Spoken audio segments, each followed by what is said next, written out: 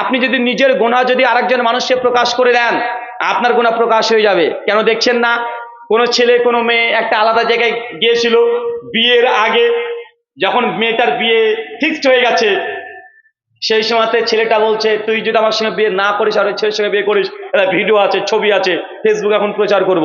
আছে না নাই কথা বলেন? কেন বলেন তো? ও গুনাহ করে গুনাহ প্রমাণ রেখে দিয়েছে, পাপ করেছে, আবার সেলফি তুলেছে দুজন একসঙ্গে অশ্লীল ভাবে। এখন মেয়েটার বিয়ে, মেয়েটার বাবা অন্য জায়গায় বিয়ে দিতে চায়, আর ছেলেটা তাকে ব্ল্যাকমেল করছে তুই আমাকে বিয়ে করবি না, এদের ছবি আমাকে চাচ্ছে, ছবি কিন্তু ফেসবুকে দিয়ে দেবো। কারণ একটাই, অপরাধ আপনি করেছেন। গুনাহ করা যতটা অপরাধ তার চাইতে ডবল অপরাধ গুনার প্রমাণ রেখে দেওয়া। কি কথা কথা বলেন? গুনার প্রমাণ রেখে দিয়ে সেইটাকে মানুষের সামনে প্রকাশ করা, গুনাহকে জিয়ে রাখা, এটা গুনাহ করার চাইতে ডবল গুনাহ। আর যখন আপনি গুনাহ করার পরে প্রকাশ করবেন, আল্লাহ সুবহানাহু ওয়া তাআলা দুনিয়াতে আপনার গুনাহ প্রকাশ করে দিবে। আল্লাহ সুবহানাহু ওয়া তাআলা যাবতীয় আমরা যত গুনাহ করেছি এলো মানুষের কাছে প্রচার করা থেকে দূরে থাকা তুমি তৌফিক দান করো, সর্বোপরি আমিন। 4 নম্বর আপনাকে আর একটা পয়েন্ট বলবো, গুনাহ থেকে যদি বাঁচতে চান, দুনিয়াতে সব চাইতে বড় কোনো হাতিয়ারের নাম জানেন? সবচেয়ে বড় হাতিয়ার কি? যে আপনি পাপ করতে চাচ্ছেন না, বা অনেকে পাপের সঙ্গে যুক্ত আছেন, কিন্তু আপনি ফিরে আসতে যাচ্ছেন যে না অনেক পাপ করে ফেলেছি, অনুশোচনা আসছে যে না তবে পাপ থেকে কিভাবে বাঁচবো। এরকম আপনার মনে হয় কখনো যে গুনাহ থেকে আমি বাঁচতে চাই, পাপ থেকে বাঁচতে চাই? যদি মনে হয়, দুনিয়াতে সব চাইতে বড় মাধ্যম সেটা হচ্ছে বন্ধু নির্বাচন করা, সঙ্গী নির্বাচন করা। কি করা? সঙ্গী হতে পারে আপনার লাইফ টাইম সঙ্গী, মানে আপনার স্ত্রী, অথবা হতে পারে আপনি দুনিয়াতে কার সঙ্গে চলাচল করছেন, আপনার ছেলে বন্ধু, মানে একজন ছেলে তার ছেলে বন্ধু, কার সঙ্গে উঠা বসা করছেন, কার সঙ্গে ঘোরাঘুরি করছেন। এই দুটো জিনিস যা ঠিক, তার গুনাহ তত কম হবে। যদি আপনি জীবনে পাপ থেকে বাঁচতে চান, যদি নেককার পরেজগার বান্দা হতে চান, আপনাকে প্রথম বন্ধু নির্বাচন করতে হবে দুনিয়াতে সঠিক। কি বললাম কথা বলেন? বন্ধু নির্বাচন। কেন? আল্লাহ নবী বলছেন সহিহ বুখারী 534 নম্বর হাদিস, যে বন্ধুর উদাহরণ খুব চমৎকার ভাবে তিনি সাহিত্যিক ভঙ্গিমাতে দিয়েছে।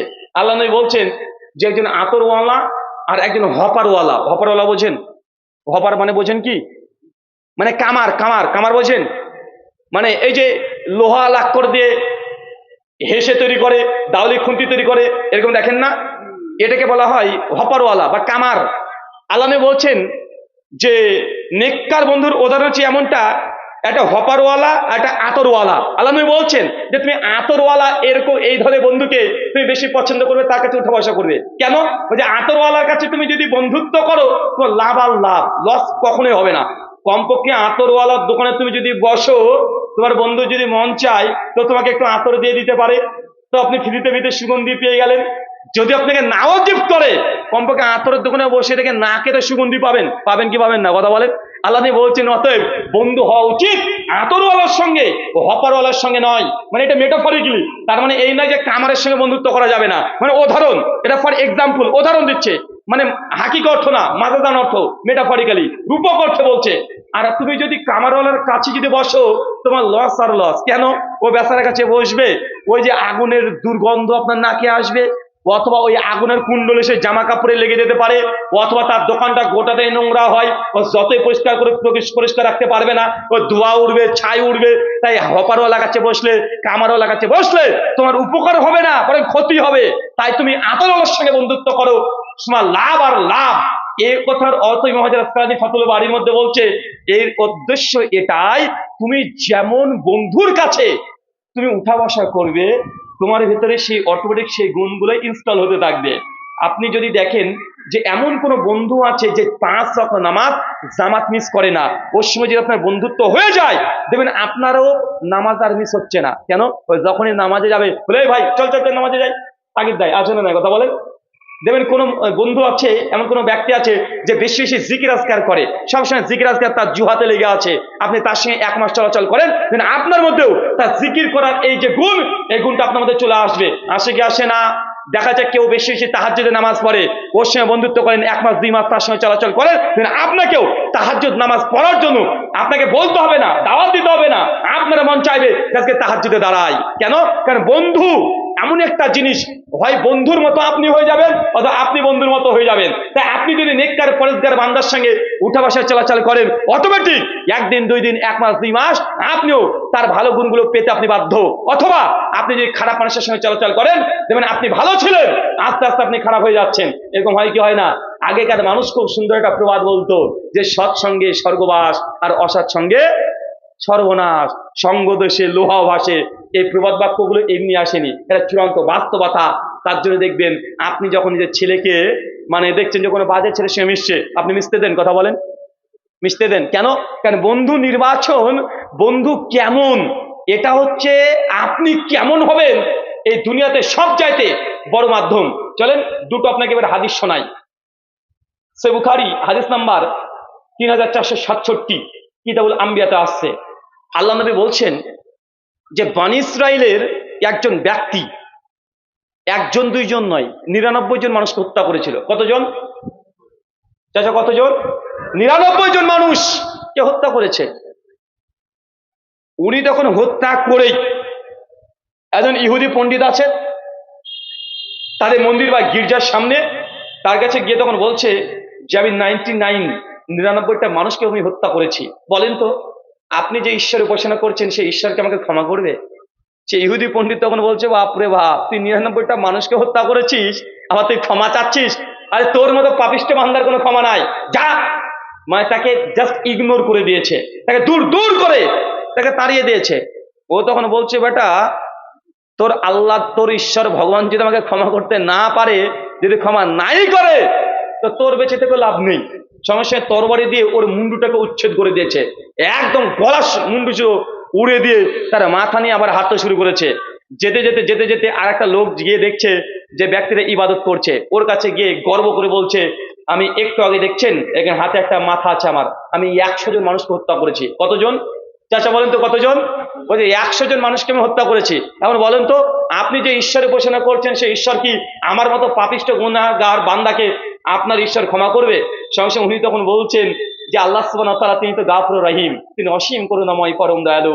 তুমি যদি ক্ষমা যদি পেতে চাও, শুনে রাখো, ওই যে গ্রাম, ওই গ্রামে কিছু ভালো মানুষ আছে, তুমি ওই গ্রামে চলে যাও, তাদের সঙ্গে ইবাদত বান্দেগি করতে শুরু করো, আর তুমি তোমার গ্রামে আর কখনো যাবে না। কেন? তোমার গ্রামের মানুষগুলো খুব গুনাহগার পাপিষ্ট, তাই তুমি এই গ্রাম থেকে ওই ভালো গ্রামে চলে যাও। এই কথা বলার পরেই ওই মানুষটা চলে যাচ্ছে। এই ঘটনা শোনা আছে না নাই? আছে। এখান থেকে মূল মোরালিটি, নৈতিকতা, শিক্ষা, মূল সারাংশ এটাই যে ওই ব্যক্তি বলেছেন যে তুমি ওই গ্রামে চলে যাও, অনেক ইবাদত গুজার বান্দা আছে, ভালো মানুষ আছে, তাদের কাছে যাও, তাহলে তুমি গুনাহ থেকে বাঁচতে পারবে। পাপিষ্ট মানুষের সঙ্গে যদি আপনি মিশেন, আপনার মধ্যে পাপ অনিবার্য, এরা প্রবেশ করবে। কিন্তু নেককার পরেজগার মানুষের সঙ্গে যদি সহবাস করেন, অটোমেটিক আপনার মধ্যে ভালো কাজ করার প্রবণতা আসবে। এটা হচ্ছে দুনিয়াতে পাপ থেকে বেঁচে থাকার সবচেয়ে বড় মাধ্যম। আর একটা হাদিস দেখেন, এই হাদিসটা আছে সহিহ মুসলিম, হাদিস 1803। হানজালা, এই সাহাবীর নাম শুনেছেন? হানজালা বিখ্যাত সাহাবী, উহুদের যুদ্ধে তিনি শহীদ হয়েছিলেন, যাকে ফেরেশতারা আসমান থেকে এসে গোসল দিয়ে দিয়েছিলেন। এত বড় সাহাবী, ফেরেশতারা তাকে গোসল দিয়েছে তার জানাজাতে, এত বড় মর্যাদাবান সাহাবী।